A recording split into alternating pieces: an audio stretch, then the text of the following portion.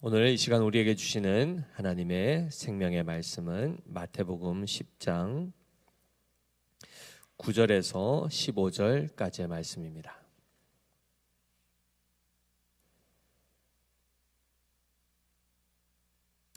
신약성경 14페이지 마태복음 10장 9절로 15절까지의 말씀을 우리 함께 교독하겠습니다.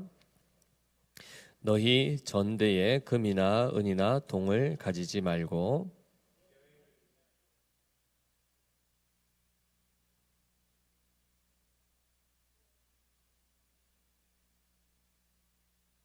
어떤 성이나 마을에 들어가든지 그 중에 합당한 자를 찾아내어 너희가 떠나기까지 거기서 머물라. 그 집이 이에 합당하면 너희 빈 평안이 거기 임할 것이요 만일 합당하지 아니하면 그 평안이 너희에게 돌아올 것이니라.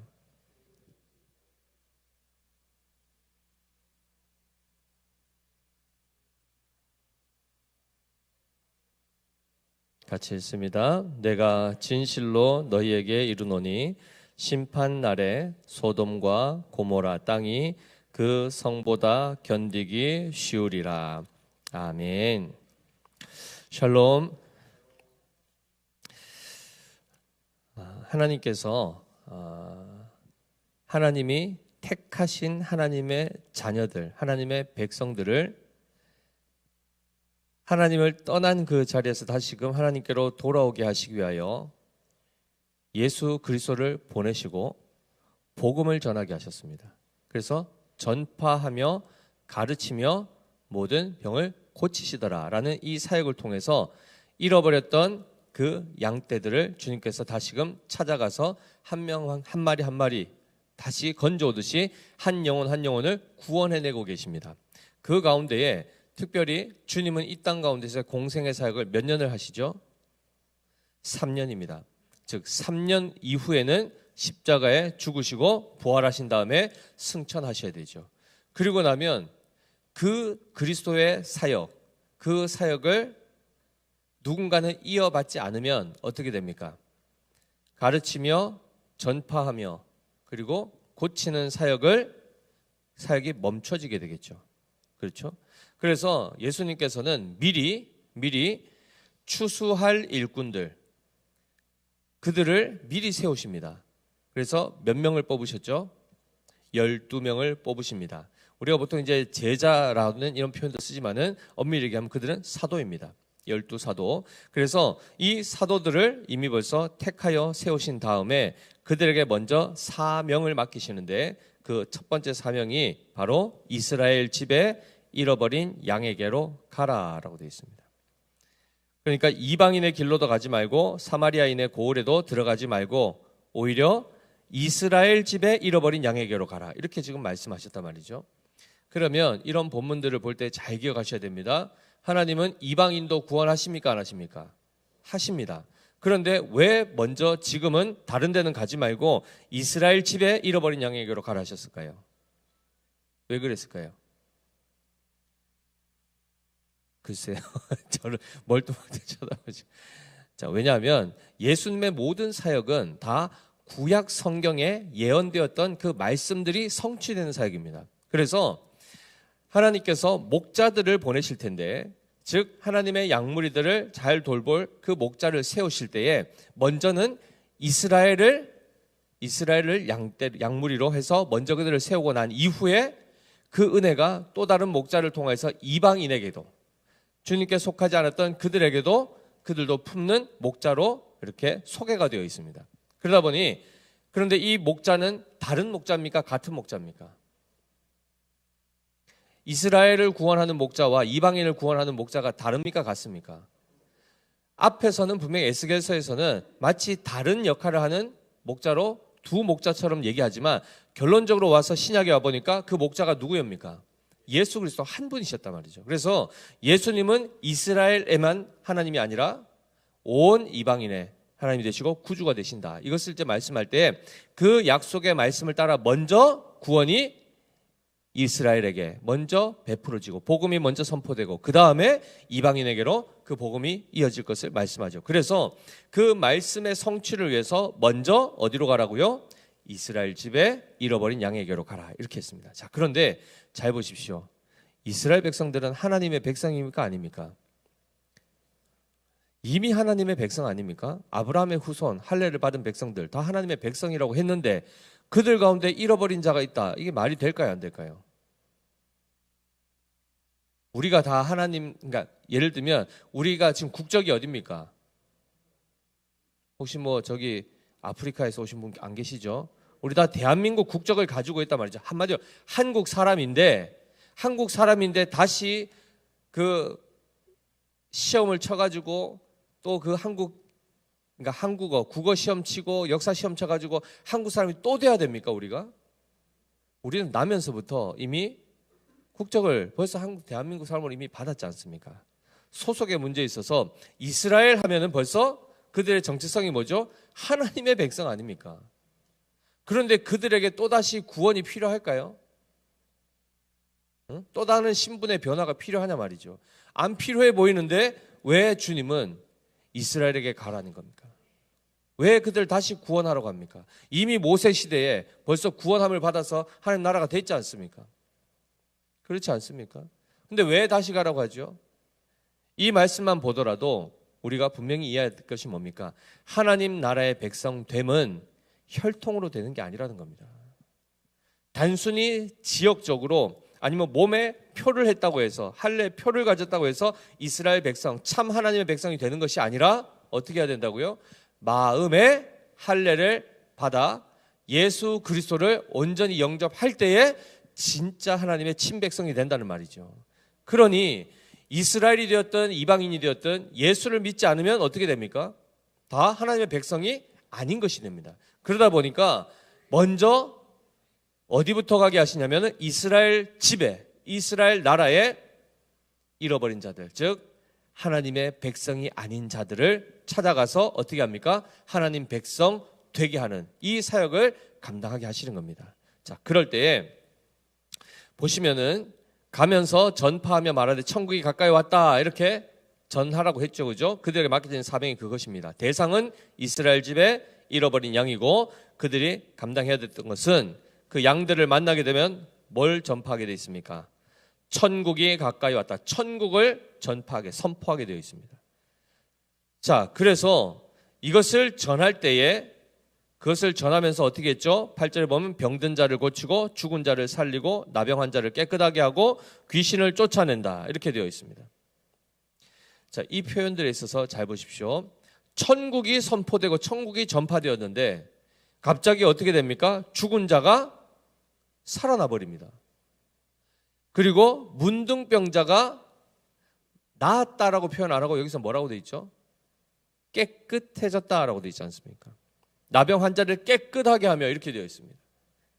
그 다음에 귀신을 어떻게 했다고요? 쫓아냈다 이렇게 되어 있습니다.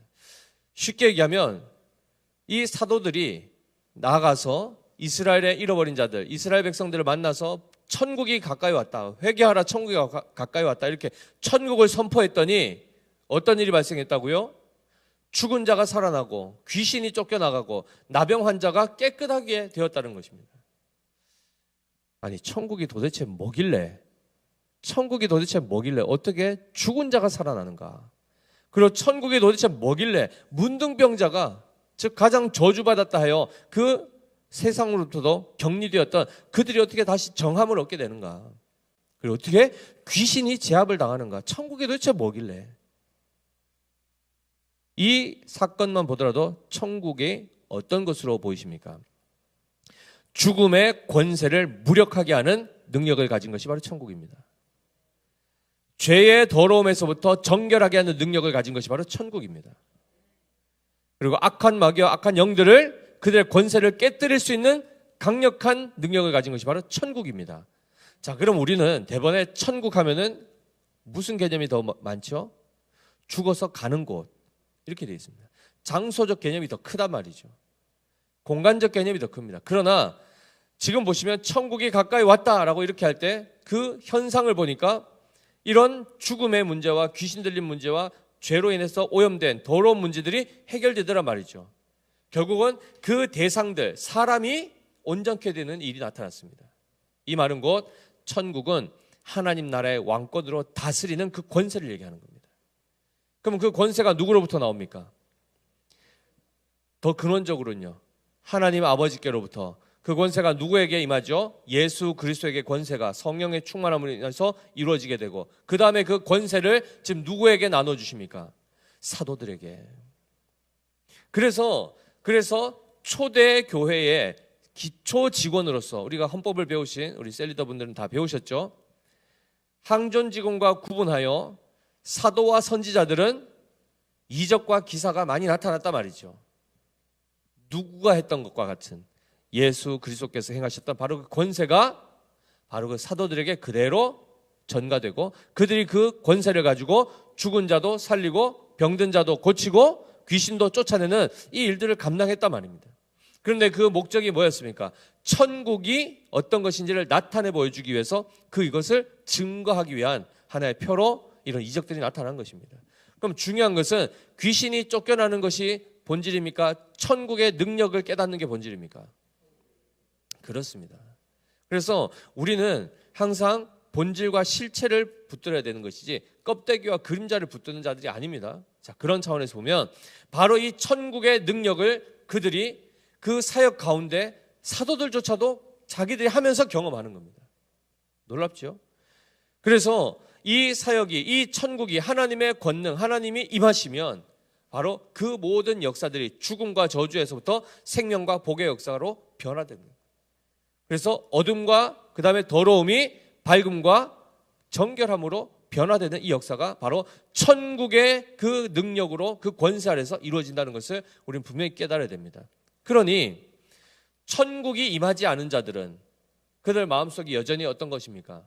여전히 사방으로, 여전히 문둥병과 같은 감각 없는 자로, 그리고 여전히 미혹하는 영과 귀신의 가르침들이 가득 차 있는 그 존재로 살아갈 수밖에 없습니다. 그러니 그들이 살아가는 모든 공간과 환경조차도 천국이 될 수 있습니까? 없습니까? 천국이 될 수 없는 겁니다.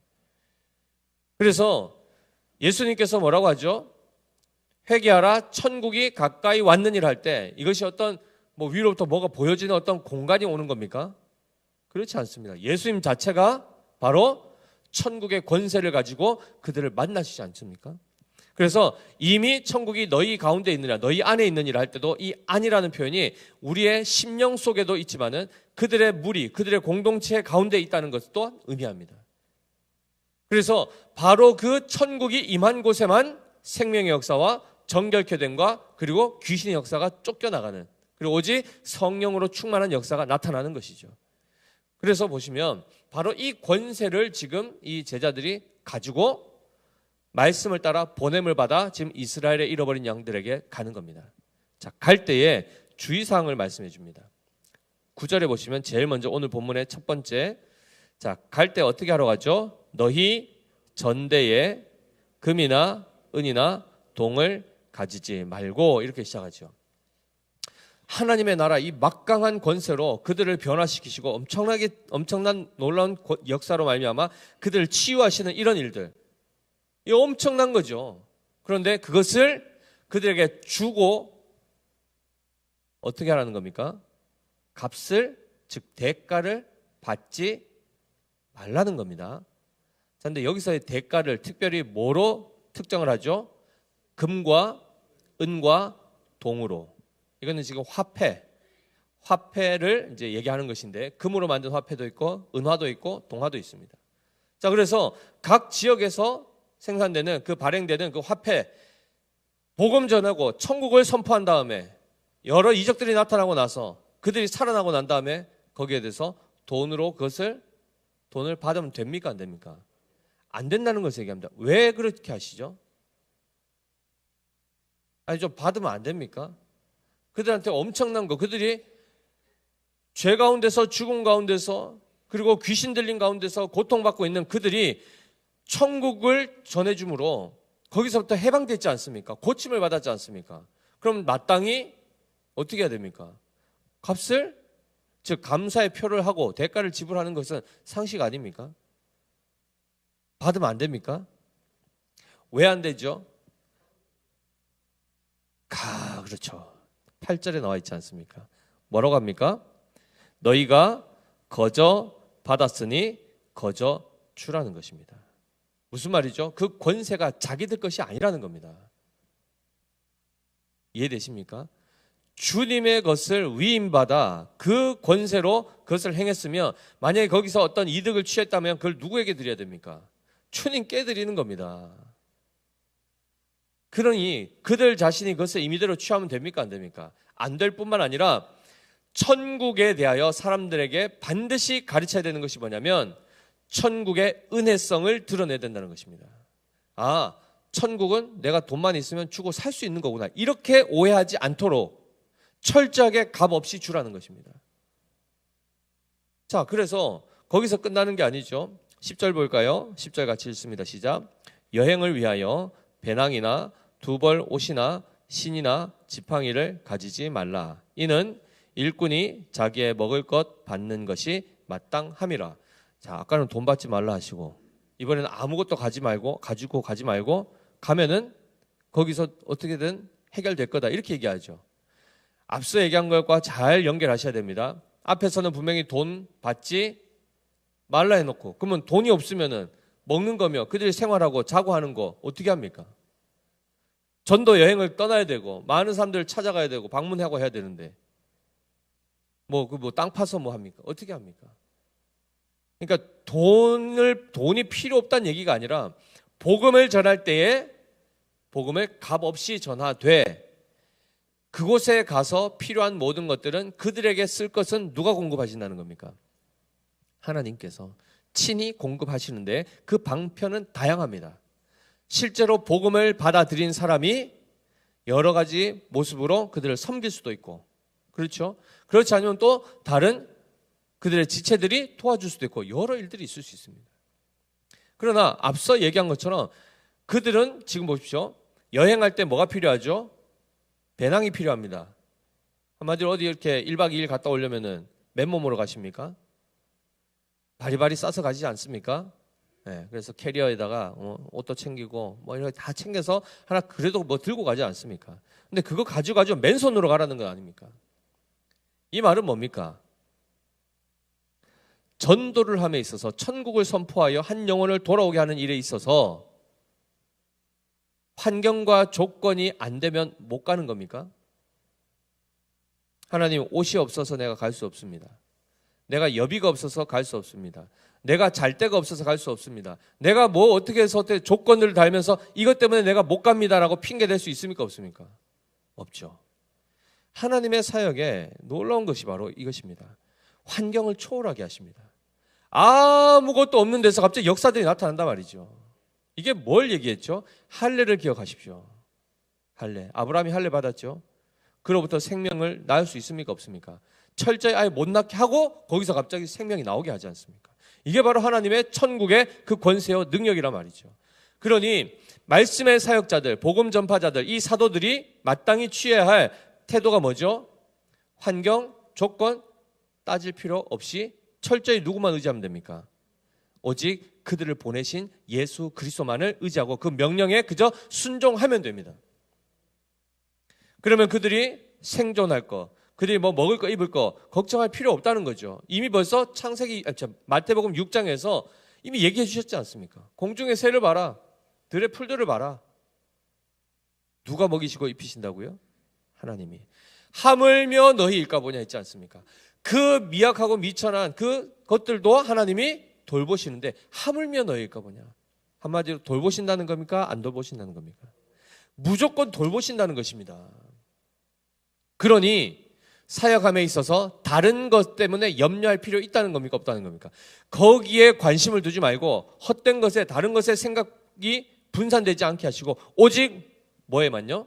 잃어버린 그 영혼을 하나님의 천국 복음을 통하여 살려내는 일에만 전무하라는 것입니다. 이렇게 사역을 하도록 안내를 하고 있죠. 그리고 그 복음을 전할 때 절대 대가를 바라고, 즉 자기가 이 사역을 하면서 이것을 생계를 위하여, 자기의 생존을 위해서 이것을 하나의 직업처럼 하지 말라는 겁니다. 이해되시죠? 그러니까 말씀의 사역자가 되었든 누가 되었든 그들에게도 돈도 필요하고 옷도 필요합니다. 먹을 것도 필요하죠. 그러나 그것은 그 모든 일용할 양식들을 통해서 뭘 하기 위해서 공급받아야 되는 겁니까? 복음 전파 사역, 천국을 선포하는 이 사역을 이걸 하도록 하기 위해서 이게 필요한 것이지, 내가 잘 먹고 잘 살고 부를 축적하기 위해서 천국 복음을 전하는 것이 수단이 되면 안 된다는 것입니다. 이게 주객이 전도가 되면은 이건 제대로 된 사역이 아니고, 그것은 뭐죠? 돈 받고 사역하는 사람들을 뭐라고 합니까? 성경에서는 삭군이라고 합니다. 삭군. 그래서 받은 만큼만 하는, 그것은 하나님의 일꾼에 합당한 모습이 아니겠죠. 요즘에 어떤 얘기까지 나온다 했죠? 하도 말씀 사역자가 없어서 삭군이라도 좀 있었으면, 돈 받고 하는 사람이라도 좀 있어야 되지 않겠나 할 정도로 지금 시대가 그렇습니다. 신학교 안 갑니다. 부모들이 이미 벌써 안 보내시지 않습니까? 그것도 믿는 부모들이. 안 믿는 부모들이야, 그죠? 그분들은 신앙이 없으니까 그 자녀들 가운데 누가 신학교 가겠습니다 하면은 뜯어 말린다면은 뭐 이해는 하겠지만 그 가치를 모르니까. 근데 믿는 부모조차도 자녀들이 주를 위해서 자기가 헌신하겠습니다 해서 딱 할 때 뭐라고 합니까? 할렐루야 하십니까? 드디어 기도의 응답을 받았습니다 이렇게 하십니까? 신중하게 생각해봐라. 다시 한번 생각해보면 안 되겠나? 기도는 했나? 온갖 얘기를 하면서 결국 자꾸 막죠. 뭐 때문에 그렇죠? 그거 했다간 어떻게 됩니까? 딱 보니까 굶어 죽게 생겼거든요.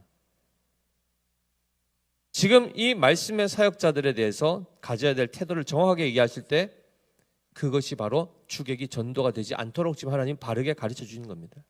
뭐죠? 돈과 생계 이런 것들이 그들에게 목적이 되지 않아야 된다는 겁니다. 철저하게 하나님의 복음이 전파되어 하나님의 나라가 세워지고 한 영혼 한 영혼들이 잃어버렸던 영혼들이 돌아와서 그들이 강건케 되어지는 그 자체를 기뻐할 수 있어야 되는, 그것을 기뻐하는 자가 되는 것이 바로 진짜 참 목자라는 겁니다. 과연 그런가?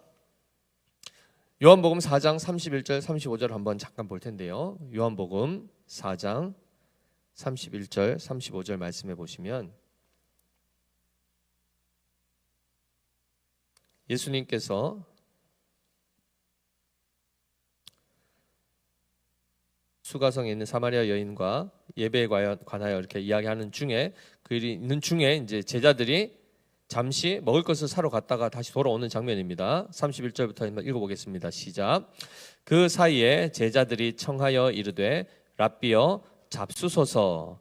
이르시되 내게는 너희가 알지 못하는 먹을 양식이 있느니라. 이렇게 말씀하죠. 자, 예수님 지금 혼자 계셨단 말이죠. 낮 시간에 시장하신단 말이에요. 제자들이 가서 먹을 거 사러 갔다가 다시 돌아왔더니 예수님 계시는 거죠. 예수님 시장하실 텐데 빨리 식사하십시오 했더니 뭐라고 하십니까? 내게는 너희가 알지 못하는 먹을 양식이 있느니라. 이게 무슨 말일까요? 아, 예수님 뭐 따로 뭔가 도시락을 챙겨 놓으셨구나. 그렇습니까? 댕번에 그러니까 33절에 뭐라고 합니까? 제자들이 서로 말하되 누가 잡수실 것을 갖다 드렸는가 하니 예수님이 뭐라고 대답하십니까? 예수께서 이르시되 나의 양식은 나를 보내신 이의 뜻을 행하며 그의 일을 온전히 이루는 이것이니라. 이렇게 되어 있습니다. 어떤 빵이냐 이런 음식물을 얘기한 것이 아니죠. 예수님의 양식, 즉 양식이 어떤 역할을 하죠? 생명을 보존하게 하는 거죠. 생명의 근거가 되는 그 양식인데, 한마디로 이 양식이 끊어지면 죽는 겁니다. 그러면 한마디로 이 얘기는 뒤집어 얘기하면 살아가는 삶의 목적, 주님이 지금 생명을 가지고 사는 목적이 뭐라는 겁니까? 나를 보내신 이의 뜻을 행하며 그 일을 온전히 이루는 것, 이것이 그분이 가장 양식과 같이 자기의 생명의 생존의 그 본능, 그 본질을 이야기하면서 삶의 목적을 이것으로 얘기하는 것입니다. 그러니 말씀의 사역자는 기본적으로 말씀에 온전히 매어 그들을 보내신 자 누구십니까? 예수 그리스도. 그리스도께서 택하여 제자 삼으시고 사도로 파송하여 그들에게 임무를 맡기셨으면 거기에 충성하면 됩니다. 그래서 철저히 이 부분을 가지고 이야기하면서 사도행전 8장 18절 20절에 보시면 제가 읽겠습니다. 시몬이 사도들의 안수로 성령 받는 것을 보고 돈을 들여 이르되 이 권능을 내게도 주어 누구든지 내가 안수하는 사람은 성령을 받게 하여 주소서 하니 베드로가 이르되 네가 하나님의 선물을 돈 주고 살 줄로 생각하였으니 내 은과 네가 함께 망할지어다. 이렇게 되어 있습니다. 정확하게 되어 있죠. 세례를 베푸는 것, 즉 구원을 베푸는 이 모든 일들을 그 능력 자체를 돈으로 주고 살 수 있습니까? 없습니까? 없죠. 만약에 돈으로 주고 샀다 그러면 자기가 또 누군가를 세례를 베풀 때 세례 베푸고 나서 돈 받습니까? 안 받습니까? 받겠죠. 자기도 그 권능을 돈 주고 샀으니 똑같이 그것을 팔 때 돈 주고 살려 하지 않겠습니까? 그랬을 때 어떻게 한다고요? 하나님의 선물을 돈 주고 살 줄로 생각하였으니 내 은과 네가 함께 망할지어다. 이렇게 되어 있습니다. 그러니 지금 이 본문을 우리가 잘 추적해 오면서 하나님으로부터 보냄받은 자들의 그 삶의 목적과 태도가 어떠해야 하는지를 다시 한번 정확하게 우리가 이것을 짚고 넘어가야 됩니다. 돈이 우리의 궁극의 삶의 목적이 되면 됩니까? 안 됩니까? 안 된다 하여서 그것이 필요 없는 것입니까? 그렇지 않습니다. 돈 자체는 가치 중립입니다. 그렇죠? 그 종이 자체가 종이 조각에 인쇄했는 그 종이가 무슨 그 자체가 죄겠습니까? 그게 무슨 선이겠습니까? 그 자체는 아무것도 아닙니다. 즉 가치 자체를 따질 수 없는 가치 중립의 어떤 대상이죠. 그런데 그것을 어떻게 쓰느냐에 따라서 그것은 선한 도구로 쓰이기도 하고 악한 도구로 쓰이기도 하는 거죠. 그런 차원에서 성도들도 먹어야 됩니까? 안 먹어야 됩니까? 집이 있어야 됩니까? 안 있어야 됩니까? 옷도 필요하고 다 입을 거 다 필요합니다. 그러나 그것 자체가 목적이 되면 안 된다는 것이죠. 그러나 그 필요한 것들 또한 누가 주신다고요? 하나님이 공급하신다는 겁니다. 그러니 먹을 거, 마실 거, 입을 거 염려하지 말고 하라는 거 하라는 겁니다. 우리 자녀들 학교에 보내면 부모가 제일 바라는 게 뭡니까? 열심히 공부하는 거 아닙니까? 가서 뭐 돈 벌어 오라고 합니까? 뭐 학교에 가가지고 아이들하고 뭐 짤짤이를 해가지고 돈을 뭐 뜯어오라. 돈 벌어 오라 하지 않지 않습니까? 네? 공부하라는 겁니다. 공부. 그리고 그 뒤에 필요한 그에 쓸 것, 입을 것, 먹을 것 다 누가 준비합니까? 부모가 쇠가 빠지게 이래서 등골 빼가면서 다 양육하지 않습니까? 그러니 뭐만 하면 됩니까? 자녀는 공부만 하면 됩니다. 근데 꼭 하라는 공부만 안 하고 다른 거 다 하려고 그러죠. 그죠? 하나님의 부름을 받은 일꾼들, 사역자들도 마찬가지입니다. 다른 것 염려하지 말라지 않습니까?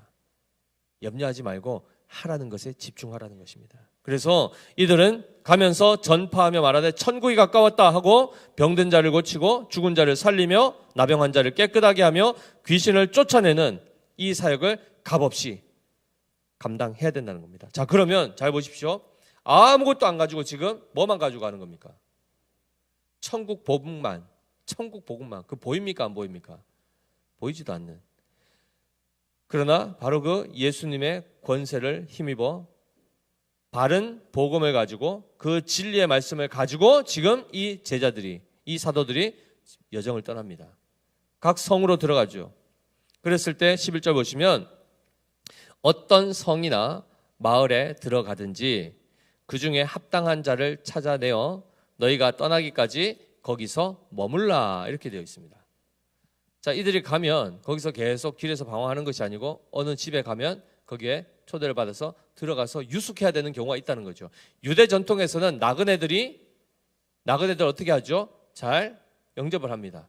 그래서 하루 묵게도 하고 잘 섬기기도 하죠. 왜냐하면 그 전통이 아브라함이 부지 중에 천사를 대접한 것을 통하여 복을 받았다는 이 개념 때문에 그들을 천사 대하듯이 유대 전통에서는 나그네들을 잘 섬깁니다. 자, 그런데 그렇다 보니까 그 중에 합당한 자를 찾아내어서 너희가 떠날 때까지 거기에 머물라 이렇게 되어 있습니다. 그러면 지금 이 사도들은 어느 성에 들어가거나 마을에 들어가 뭐부터 해야 됩니까? 뭐부터 해야 됩니까? 자기들이 머물 장소들을 찾아야 되는 거죠. 근데 돈이 있습니까? 없습니까? 없죠. 그러면 지금 보십시오. 집집마다 두드리면서 혹시 저희 여기 좀 머물 수 있습니까? 안 됩니다. 그럼 저쪽에 가서 또 두들고 계속 요구해야 되는 겁니까? 그 이야기가 아닙니다. 지금 이들이 거할 거, 먹을 거, 입을 거 염려할 필요 있습니까? 없습니까? 없다니까요. 그럼 이들은 뭘 해야 된다고요? 복음 전해야 됩니다. 그러면 집집마다 가서 뭘 해야 되죠? 그래서 일단은 이 합당한지, 자기들을 받아줄 그 사람들이 있는지 없는지는 뭘 통해서 알 수 있냐면 복음 전해보면 압니다. 그래서 12절에 뭐라고 하죠? 또 그 집에 들어가면서 평안하기를 빌라. 그 집이 이에 합당하면 너희 빈 평안이 거기 임할 것이요 만일 합당하지 아니하면 그 평안이 너희에게 돌아올 것이니라. 이렇게 되어 있습니다. 들어가면서부터 뭐 하랍니까? 평안을 빌라는 겁니다. 히브리어로 평안이 뭐죠? 샬롬입니다. 그래서 제가 항상 설교 전에 인사를 샬롬, 그렇죠? 그럼 우리 화답을 어떻게 하셔야 됩니까? 여기 표현에 따르면 평안하길 빌었는데 여러분들이 제대로 안 받으면 그 평안이 저에게 자동으로 돌아오겠죠. 여러분들이 평안을 받아야 됩니까? 안 받아야 됩니까? 그래서 이 평안의 실체가 뭐죠? 평강의 왕 예수 그리스도십니다. 그러니 그저 내 마음에 그냥 평안한 고요한 그러다가 잠드는 이런 거 말고요. 정말 예수 그리스도 샬롬 하면은 정말 그 말씀 샬롬의 실체가 되시는 예수님을 마음에 영접하는 그 차원에서 인사를 하는 겁니다. 그래서 저에게도 그렇게 복을 빌어주시면 안 되겠습니까? 그렇죠. 그래서 같이 그 화답을 하는 겁니다. 자, 그랬을 때 평안을 빌었는데 이들이 그들을 영접하게 되면 어떤 일이 발생할까요? 그들을 영접하면 이들이 그 안에서 뭐 하겠습니까? 그 집에 들어가서 평안을 빌 뿐만 아니라 평안의 복음이 예비한 신을 싣고 가지 않습니까? 거기서 복음, 하나님의 생명의 말씀을 전하지 않겠습니까? 그래서 그들을 영접하고 그 입으로부터 선포되는 그 말씀을 들음으로 그들의 영혼이 거듭나게 되고 구원받는 역사가 그와 그의 가정 가운데 일어나게 되는 것입니다. 그게 진짜 복 아니겠습니까? 누구 집에 영접해가지고 아이고 이게 또 밥값 나가네 또 뭐 그래서 돈 계산할 그 상황이 아니라는 겁니다. 이미 벌써 그렇게 따지고 계산할 사람 같으면 문 안 열어주죠, 그죠? 이미 영접했다는 얘기는 그들의 마음 가운데 복음이 들어갈 준비가 되었다는 것입니다. 그런데 잘 보시면 이 복음의 역사가 요한복음 6장 44절에 이렇게 되어 있습니다. 요한복음 6장 44절에는 제가 읽겠습니다. 나를 보내신 아버지께서 이끌지 아니하시면 아무도 내게 올 수 없으니 오는 그를 내가 마지막 날에 다시 살리리라 되어 있습니다. 쉽게 얘기하면 마음의 문을 열고 복음 전파 사도들을 영접하는 이 행위 자체가 무엇으로 말미암는다고요? 하나님 아버지께서 이끌어 주심 때문에 된다는 겁니다. 그러니 염려하지 말고 어떤 성에 들어가서 누가 택함을 받았는지 안 받았는지 그런 거 신경 쓰지 말고 일단은 집주만 들어가라는 겁니다. 문전박대 당할 수도 있습니다. 그러나 어떤 이들은 갑자기 복음을 받아들이고 영접하는 다 있다는 거죠. 그러면 그걸 통해서 뭘 깨달아야 되죠? 이 사도들이 하나님께서 인도하셨구나. 하나님께서 그들의 마음 문을 열어주고 계시구나. 그들의 굳은 마음을 제하고 부드러운 살같이 부드러운 마음을 예비해 두셨구나. 그럼 그때 뭐 하면 됩니까? 씨를 뿌리는 겁니다. 천국 복음을 전하면 그들이 예수 그리스도를 영접하게 되는 역사가 나타나는 거죠. 그래서 이 부분에 있어서 실제로 사도행전 16장 14절 15절 말씀은 보시면은 사도 바울 일행들이 이제 마게도냐 지역으로 복음을 전하러 갈 때 첫 성 빌립보 지역에 갑니다. 그때에 두아디라 시에 있는 자색 옷감 장사로서 하나님을 섬기는 루디아라 하는 한 여자가 말을 듣고 있을 때 주께서 그 마음을 열어 바울의 말을 따르게 하신지라 그와 그 집이 다 세례를 받고. 자, 지금 두아디라 시에 있는 자색 옷감 장사하는 루디아라는 여인입니다. 루디아 이름 아닙니다. 예를 들면 뭐 대구댁, 뭐 영주댁 이런 겁니다. 그러니까 그 지역의 이름인데 어쨌든 이 루디아가 하나님을 섬기는 자라 했는데 즉 신에 대한 인식이 있는 겁니다. 그러니까 무신론자가 아닙니다. 종교를 가지고 있는데 제대로 된 예수 그리스도를 영접한 차원은 아닙니다. 아직 그에게 접근해서 말을 전했더니 어떻게 합니까? 루디아가 그 이야기를 바울의 이야기를 듣지요. 듣고 있을 때에 어떻게 하셨답니까? 주께서 그 마음을 열어 바울의 말을 따르게 하십니다. 그러니 이 복음을 영접하고 마음에 그것을 잘 받아들이는 것조차도 누가 하십니까? 주께서 그 마음을 열어주시는 겁니다. 그러니 하나님 아버지께서 이끌어 주시고, 그리고 그 마음을 열어주실 때에 비로소 복음이 들려지면은 그 복음이 열매를 맺게 되는 거죠. 자, 그랬더니 그들이 어떻게 됐습니까? 세례를 받았단 말이죠. 그와 그 집이 다 세례를 받고 거기서 끝난 게 아닙니다. 그 다음에 어떻게 했을까요?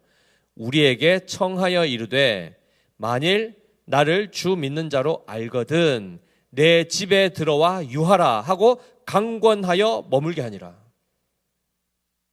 이해되십니까? 복음을 전한 자들이 복음을 전했더니 떠나려고 했는데 어떻게 했습니까? 오히려 강권하여 우리 집에 더 유숙하시라고, 여기서 평안히 머물면서 복음 사역하시라고, 또 오늘 저쪽 도시 지방 갔다가 또 다시 오셔서 여기서 쉬시다가 떠날 만할 때 떠나도록 그 모든 필요를 우리가 다 공급하겠습니다, 지원하겠습니다, 이렇게 한 겁니다. 이 자체는 그들이 돈을 목적해서 좀 안 주나, 날 좀 안 붙들어 주나 이렇게 한 게 아니지 않습니까? 그래서 그 10년 가운데 누군가는 마음에 자원하는 마음으로 기쁨으로 말씀의 사역자를 섬기려고 하는 사람들이 나타난다는 거죠.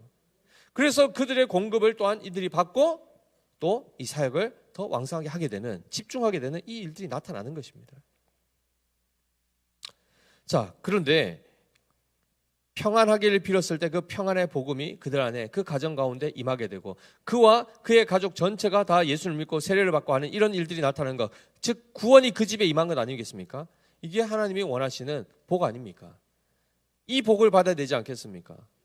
금, 은, 동 이런 복 말고 진짜 복음의 복, 그걸 받아야 되지 않겠습니까? 그것을 전해주지 않으면 받을 자가 없다는 거죠. 그러니 우리는 어떻게 해야 됩니까? 골라가면서 전해줘야 됩니까? 무차별적으로 가는 겁니다. 아이고, 저분 보니까 헤어스타일이나 옷 입고 있는 거 보니까 딱 스님이네. 아유, 저 사람은 패스. 신부 옷 입고 이렇게 막 수녀님 지나가면 아유, 저분도 패스. 이렇게 해야 됩니까? 우리 권사님, 아주 멋진 권사님 계시죠?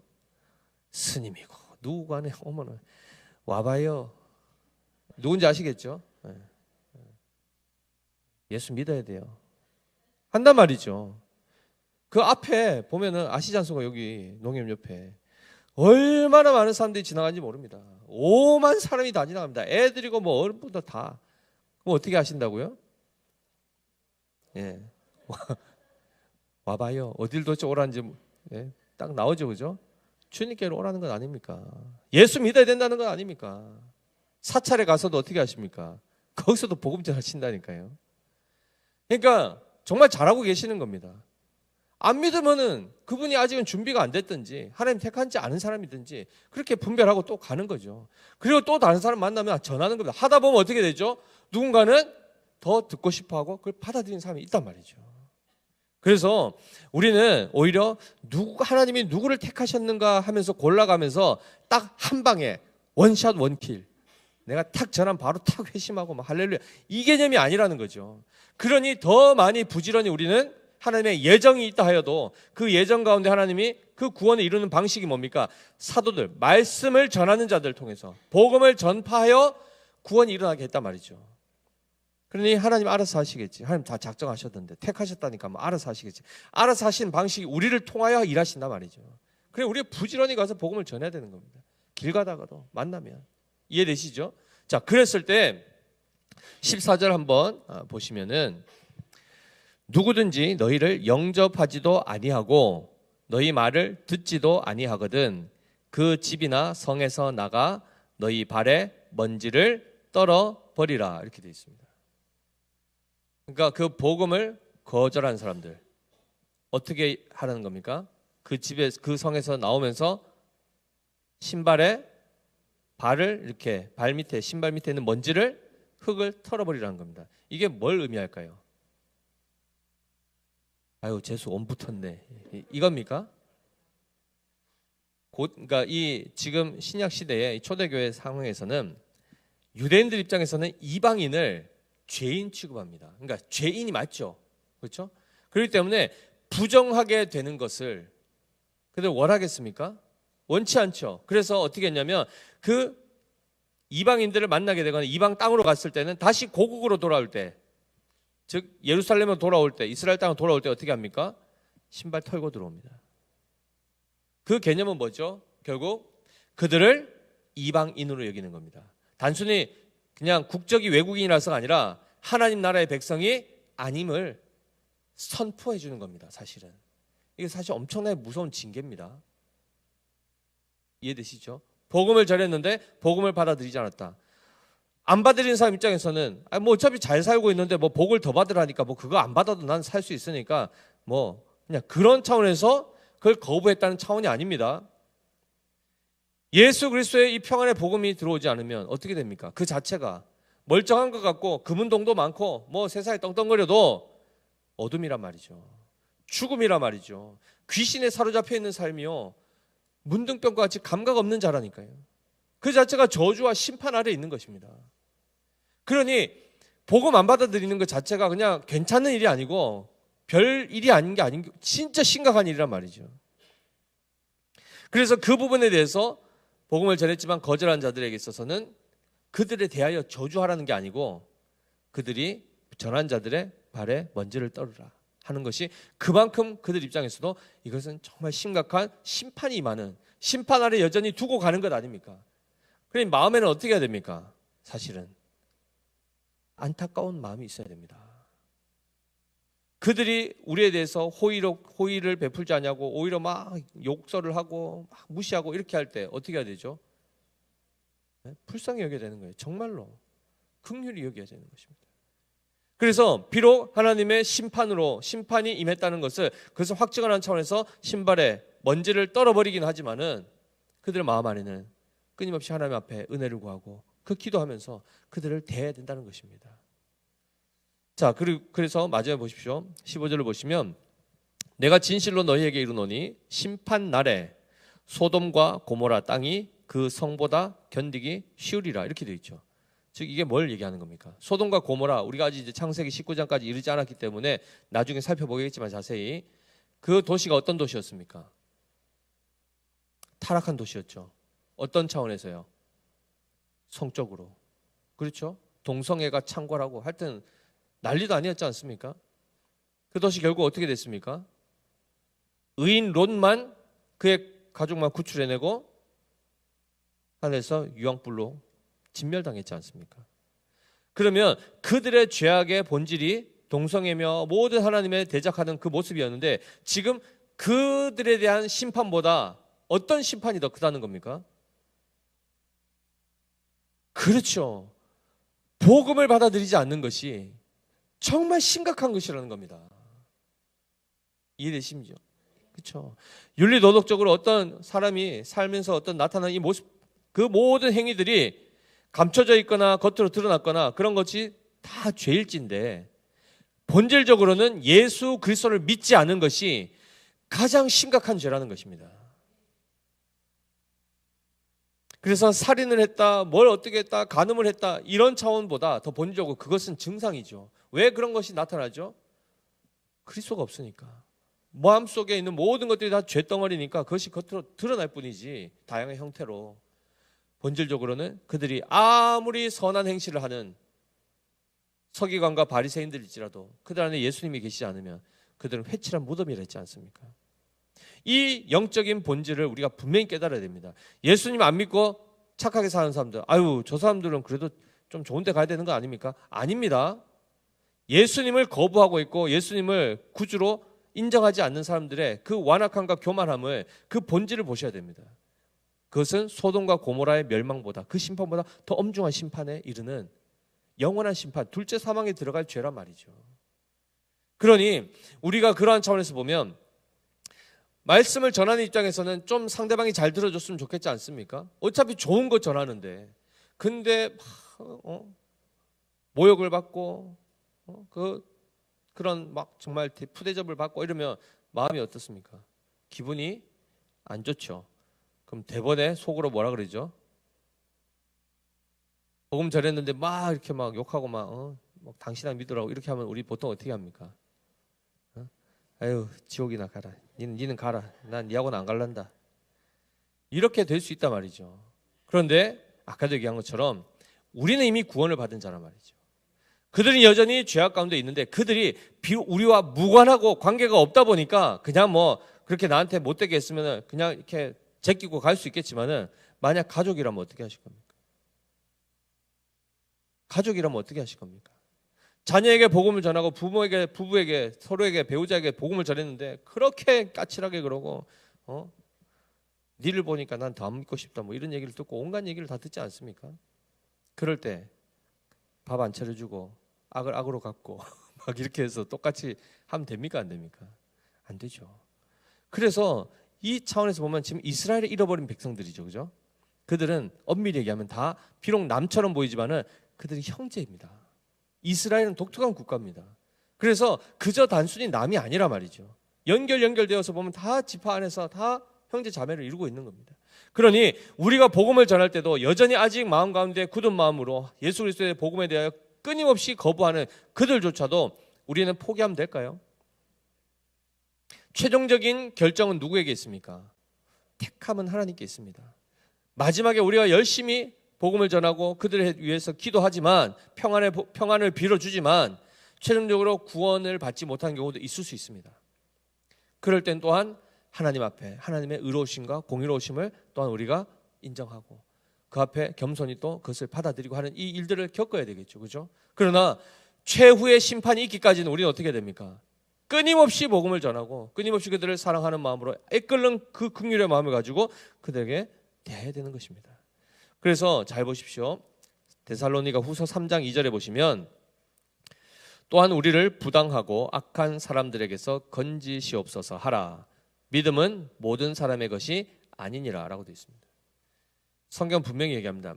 만인 구원설 아닙니다. 모든 사람들이 다 구원받는 거 아닙니다.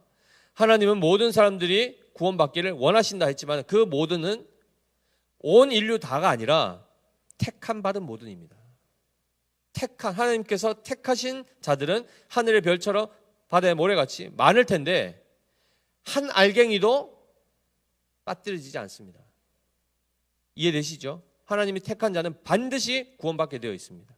그러나 모든 사람의 것에서는 전 인류를 얘기하죠. 그 가운데는 일부 유기되는 버려지는 택함 받지 못한 사람도 있습니다. 그런데 우리 여기서 잘 이해하셔야 됩니다. 원래 그들은 이미 벌써 다 범죄함으로 다 택함 받지 못함이 기본값입니다. 잘하고 있는데 누구는 뽑아주고 누구는 안 뽑아주는 개념이 아니고 원래 다 죽어야 된단 말이죠.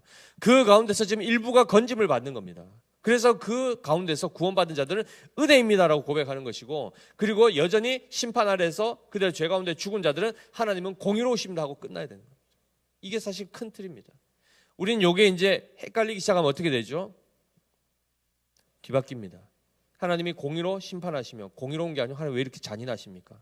왜 이렇게 무자비하십니까? 이렇게 얘기하고 하나님께서 은혜를 베푸시면 하나님 왜 이렇게 차별하시고 왜 이렇게 이랬다 저랬다 하십니까? 이렇게 나온단 말이죠. 이게 완전히 다 인식이 잘못되면 그 모든 것들을 다 뒤집어서 해석하게 되는데 잘 기억하십시오. 하나님은 하나님의 거룩하시고 하나님의 영광을 위한 그 선하신 뜻 안에서 구원받을 자와 그렇지 않을 자들을 하나님이 정하십니다. 어떤 것은 무생물로, 어떤 것은 생물로, 어떤 것은 인간으로, 어떤 것은 다른 어떤 존재로 하나님이 지으실 권한이 하나님께 있단 말이죠. 그 가운데서 누구를 택하고 누구를 택하지 않을 것도 하나님이 선하신 뜻 안에서 결정할 권한이 있으신 분입니다. 그렇기 때문에 그 가운데서 우리는 하나님의 부름을 받아 먼저 거저 은혜 받은 자들로, 먼저 천국을 누리는 자들로서 그 천국을 전파하고 그것을 또 전해줌으로 구원의 역사를 이루어 가야 되는데 아까 말씀드린 것처럼 최종적으로 구원에 이르지 못할 자도 있다는 것입니다. 그럴 때에 사도행전 13장 48절에 이렇게 되어 있습니다. 이방인들이 듣고 기뻐하여 하나님의 말씀을 찬송하며 영생을 주시기로 작정된 자는 다 믿더라입니다. 하나님이 영생을 주시기로 작정하신 거 언제 작정하시죠? 창세전에 하십니다. 영원전에 삼위일체 하나님 안에 그 구속 언약, 그 약속하심 안에서 이 일이 다 이루어지는 것입니다. 그럴 때 우리가 아까 얘기한 것처럼 작정된 자는 반드시 믿습니다.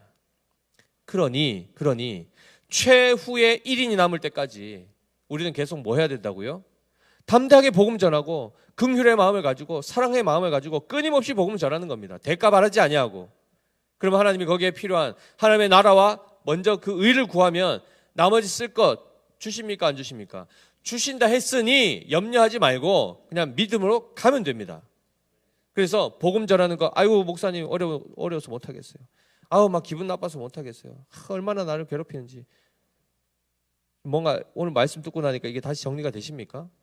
기분 나쁠 일이 아니라는 겁니다. 그들의 반응에 대해서, 그리고 거기에 대해서 실망하지도 마시고, 아직은 하루가 더 남아있고 아직 최후의 심판이 이르기 전이라면 우리는 아직 여전히 기회가 남아있지 않습니까? 부지런히 전하는 겁니다. 그럴 때 내가 나의 열심 때문에 그들이 구원받는 게 아닙니다. 아까 보셨지 않습니까? 바울이 전했는데 주께서 그 마음 안 열어주시면 열매가 맺히지 않습니다 말이죠.